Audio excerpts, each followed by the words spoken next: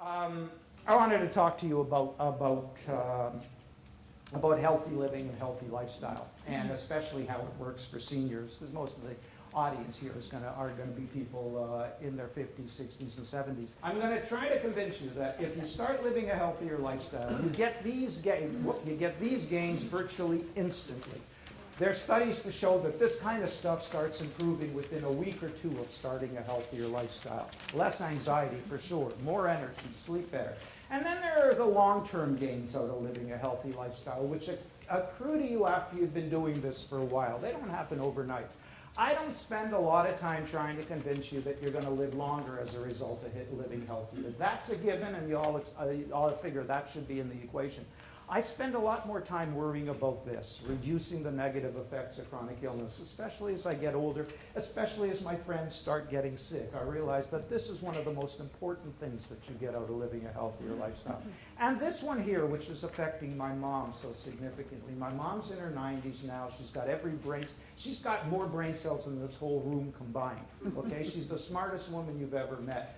Yet she has become frail, and it's awful to watch how this condition is affecting her ability to go out, to have confidence when crossing a road, all that kind of stuff that you can postpone for a hell of a long time. Please don't tell her I was talking about her, she'll kill me. But that's a real problem about aging that we can actually help. So I always play a little game at the beginning with the audiences, because this is cute, and I want to understand why, especially when there are men in the audience. These statistics are relatively up to date. I think the one in Canada is about a year old, so it should be getting pretty new ones soon. The US one is about 6 years old. BC is also about a year old. I think they come out, I don't know, in February, so pretty soon we'll get, and they should just go up. I mean, we're doing terrific. Eh? When you think at the turn of the 20th century, the average life expectancy was around 50, 45 to 50. So look at that, just in the last 100 years, it's just about double. That's unbelievable, right? That's a terrific gain. And of course, the thing to recognize is that this is from birth. So that if you're healthy at the age of 65, I try to sell this on middle-aged audiences, why it's so important, you actually get 20 to 25 more years of healthy living. The fastest growing demographic among us is the over 80-year-olds, and now over 90-year-olds. So a woman who's healthy at 65 can expect 23 to 24 more years of average life expectancy. That's average. It's a hell of a lot of them are living longer than that. And men, it's somewhat less than that. But here's a slide that always depresses the hell out of me when I see it. Why? Why is this a depressing slide for some members of the audience? Women. Women always get this. The guys are still trying to figure out Japan, Belgium, Ethiopia. You know, they don't know what the hell's going on here. Take a look at this. Everywhere you look in the world, women live longer than men. There used to be two countries where that wasn't true. The Maldives and I forget where. And now that they've caught up. So every single country in the world, women live longer than men, some places significantly. Look at this in Argentina. That's a 7-year difference. That's amazing, eh? So the question I ask you is, why do women live longer than men? From a very serious perspective, and like I said, my message is a serious one. It's not all jokes. I think these are the two main reasons that women do better than men, and I think it costs us terrifically. In fact, an epidemiologist friend of mine who came to one of my talks and who saw this sent me this information based on data they have. In countries now where women are beginning to live like men, they are beginning to die like men. There's a terrific lifestyle effect on it. So the main reason that men die sooner, men don't listen. They don't listen to their bodies. They don't listen to their healthcare providers. They don't listen to their spouses. I'll tell you one last little joke, and then we'll move to the really serious stuff. It underlines the fact that men don't listen. This was something my sister-in-law sent me. These two cars coming towards each other along a very narrow, steep cliff road. And the guy's driving the way guys do, like a maniac, 180 kilometers an hour. The woman is driving at the speed limit, and as they pass each other, she rolls her window down and she yells out, "Pig!" Like 50 yards further on, he hits the biggest pig in the world, and he's killed instantly. The moral of the story is men don't listen. So the next 20 slides No jokes. It's all serious stuff. We're living longer than ever, but the rate of every single chronic disease that you can think of is increasing in prevalence. I could have made this slide 8 times as long if I wanted to. I just picked some of the ones that stand out for me that I often talk about in talks. Dementia is increasing dramatically. This thing, the disability of daily living. You can't go shopping for yourself. You can't go to the library on your own. You can't even wash your hair yourself. You have to have other people do it for you.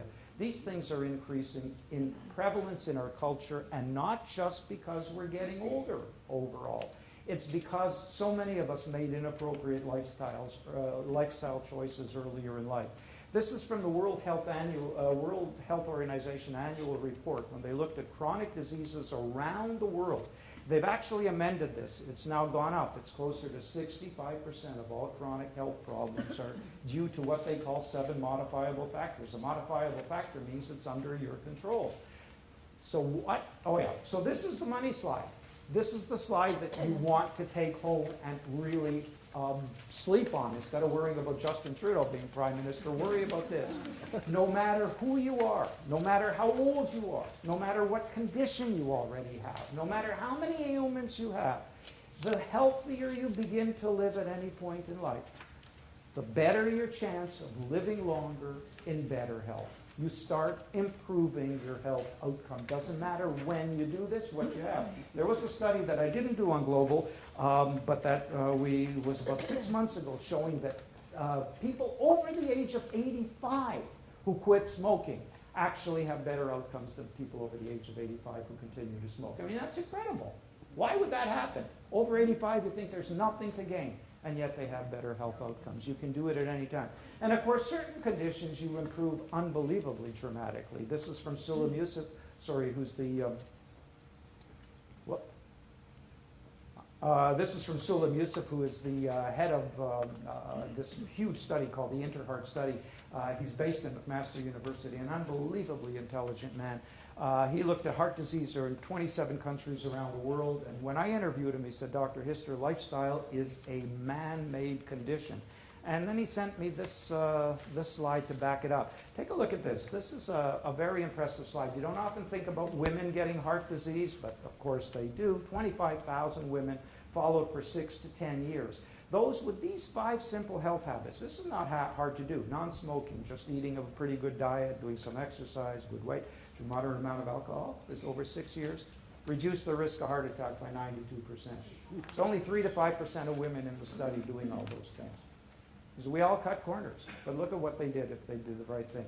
This one is the one that frustrates me the most, because I get all these emails all the time from people trying to blame cancer on the plastic water bottles they're using, or sitting on the wrong seat, or I don't know what. It's the environment, it's this, it's that. Look, 50 to 65% of cancers are due to inappropriate lifestyle. Yeah, there's a large genetic component, and yes, there is some environmental component, but 50 to 65%. This is from the World Cancer Research Fund. They claim 1/3 or 33 to 40% of cancers are due to poor lifestyle habits. If you add in smoking, you increase that even more. You're up over 50%. And not innocuous cancers either. We're talking about breast cancer, which people will tell you, well, it's in my family. 40% of breast cancers are due to inappropriate lifestyle. Nearly 50% of colorectal cancers, esophageal cancer, which has such a crummy prognosis still. Look at that. Stuff that we can all avoid. And this is the one that scares me the most, of course, as I get older, is losing my brain function. And unfortunately, all our brain abilities, our cognitive abilities, do decline with age. These are just some of the things that decline. We all, at this point, everyone in this room is already suffering from this thing known as the Kraft syndrome, right? Can't remember an effing thing. And that just gets worse with age. Lifestyle is, or healthy lifestyle, is the best way to slow that down. So it's, and when I talk to seniors, I always want to underline the fact that this really applies even if you're 70 or 75, because people tell you, oh, geez, I'm 70, I don't have to do anything. Here's a cute little study. 2,000 seniors followed for 8 years. Those who were eating the healthiest diet had about a 70% reduced risk of getting Alzheimer's disease. You can't make this stuff up. It's just out there. 1,000 seniors. This one is really neat, because this one picked on sick people. They already had heart disease, 1,000 seniors with recognized heart disease, followed for 9 years. Inactivity was the major risk factor for earlier death, even if the subjects were healthy or unhealthy, old or very old. Inactivity. If they started being active, they improved their health outcome. Does everyone agree on what a healthy lifestyle means? No, of course not. That's one of the most frustrating things about working in this, is that we don't all agree. That became so clear from the time at the time that this thing was published, known as the French. You guys know what the French paradox is? Yeah, okay. It's the observation that the French report much lower levels of heart disease, strokes, diabetes, lots of conditions. They report much, much lower levels than we do. Yet, the French don't do any of the things that matter to protect the heart or to protect the brain. They certainly smoke way more than we do. I mean, you never see anybody who's French running. If you're in Paris, I travel in France every 2 years. We hike there a lot. If you ever see anybody running, they're from St. Louis or Vancouver. They're not you can go up and talk English to them. Trust me, they don't talk French. And this one, this is cute. They certainly do. We were in Toulouse 2 years ago. I made the mistake of asking one of the people where we could get a low cholesterol meal. He said, "Go to England." True. Now, yet the French report much lower levels of heart attacks and stroke than we do. Why? So what's the reason? What's the common explanation for why the French? They enjoy life. Yeah, I like that. They certainly do. They don't work. They enjoy life. Productivity in France is zero. Yeah. My understanding is that they eat smaller meals. Yeah. You guys are such a serious audience. And they drink red wine. There you go. Yeah. I mean, that's the common explanation, is they drink a lot of red wine. But in fact, I like the serious note you took about that, because that's what's so important to understand about healthy life. It's not one factor. It's got to be 6 or 8 factors. It's got to be the fact that they relax more, or they work less, or they eat smaller portions, or they eat more veggies. For wine, for example, which people are always trying to figure out, is the resveratrol or it's that. My observation, because like I said, we're there for 2 weeks every couple of years, is when you have a bottle of wine over the dinner table, especially when it only costs €4 for a great bottle of wine, you relax, you talk more, you take it easier, you eat longer. There's so many variables, and that's what's so important to understand about lifestyle information, is that when you're getting it, you're getting people's opinions about what matter. So here, you're all here because you came to hear me. This is my opinion. You can get somebody else walking in here who can give you a totally different opinion about what matters. I've spent 25 years of my life, the last 25 years, doing nothing but reading lifestyle reports. I don't practice, haven't practiced since 1991. I just read. There isn't a lifestyle report that I don't see. After 25 years, 23, this is the sum total of my insight into what matters for living a healthy lifestyle. Don't smoke, exercise, eat a good diet, watch your stress, watch your weight. You know what's so frustrating to me every time I see this is that if I asked any grandmother to come up with the 7 most important things, and she hadn't spent 25 bloody years on the internet, she would have come up with exactly the same list. Right? Any one of you, if I asked you to come up with 4 or 5 things, would have come up with these. This isn't rocket science. There's no hidden message. There's no magic formula. Every day, if you spend as much time as I do reading, the importance of these things comes back to you over and over again. I don't necessarily believe these have to go in this order. The order is one that each person decides for themselves. And to be honest, for me, alcohol was always up in number 2. This is where I used to put it.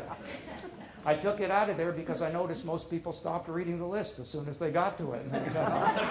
So now I've got it down at number 7. But these are the ones that matter, and you have to decide which one of those you can work on and which ones are most important to you.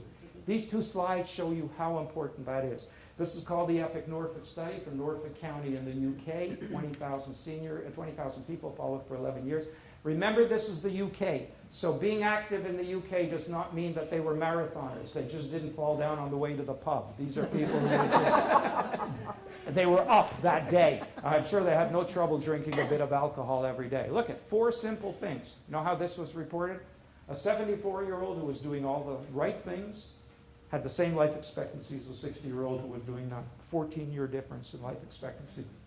It's certainly not that simple, but it goes to show you how much it can matter. This is the slide that I like the most out of everything, because I told you I don't care that much about living longer, I care about living better. I like this study because it was done in Germany, and it was done on middle-aged people. And in Germany, of course, because you eat so much schnitzel and potato and drink so much beer, you're allowed to be much fatter than we are. We claim a BMI of 25 and up is unhealthy. They say, oh no, don't worry about it. Another 20 pounds isn't going to hurt you. And I think they're right. So let's just focus on these first three things. Non-smokers, exercise, healthy diet. Take a look at these impressive statistics. They lowered their risk of any chronic disease by 80%. Type 2 diabetes virtually eliminated. There must be a 7 to 10% background genetic risk, which you can't get rid of. Virtually eliminated the risk. Heart attack down by 80%. Stroke 50%. Cancer 36% in only 8 years. I bet you would have been much lower if the study, much higher number there if the study had gone on longer. The stuff works. I'm not making it up. Every time you see a study, that gets underlined. Are those the only things that matter? Of course not. I told you, I came up with this to, I have to believe this is true. This as well, the best thing about the hockey strike. To show you what kind of a moron I am, I've been putting this up for 29 years, and so last year I added this part before I die. What else? Yeah, keep your brain sharp. This is cute because I go to all these gerontology conferences, and they're always telling you to keep your brain sharp, and the best way of doing it is continue. But you know what I find? I continue to learn. Every time I try to learn something new, something old gets pushed out of my brain. I thought I was the only one until I read this thing from Homer Simpson. It says, remember when I took that winemaking course and I forgot how to drive?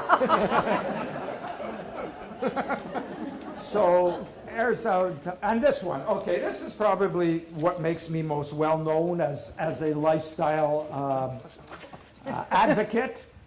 Coffee is a health drink. Okay, water is shit. I don't think I could put it more plainly than that, okay? This study was on, we did this on Global when, 5 months ago, May, yeah? 15% fewer deaths, so that's a lot of fewer deaths, right? And the coffee drinkers, and the more coffee they drank, the better. Heart disease, 24%. This one, we've got about 8 or 10 studies out there now showing diabetes, type 2 diabetes. One of the best ways of lowering it is to drink lots of coffee. And then, of course, this one, which is a very depressing study out of the was presented at an annual meeting. You know that in the inner cities in the United States, what do you think is in coffee? Water, yeah, well, water, sure. Hey, okay, there's a Genius Prize, the MacArthur Foundation. Water, what else? Caffeine, and what else? Antioxidants. Antioxidants. It's loaded with antioxidants and minerals. And that's where this last thing comes in. In the inner cities in the United States, in Watts and Bedford-Stuyvesant, you don't get a whole lot of organic produce outlets, right? Even the supermarkets don't go in there. These people don't get access to that kind of stuff. What do they get access to? Coffee. McDonald's, sitting there drinking the endless cups of coffee, and that's how they get their antioxidants. Well, it's a bit depressing, but that's how it works. But, I was reminded that this by somebody who sent me this information, and it's true, not all coffee is the same. That follow question on decaf. Decaf's not coffee, by the way.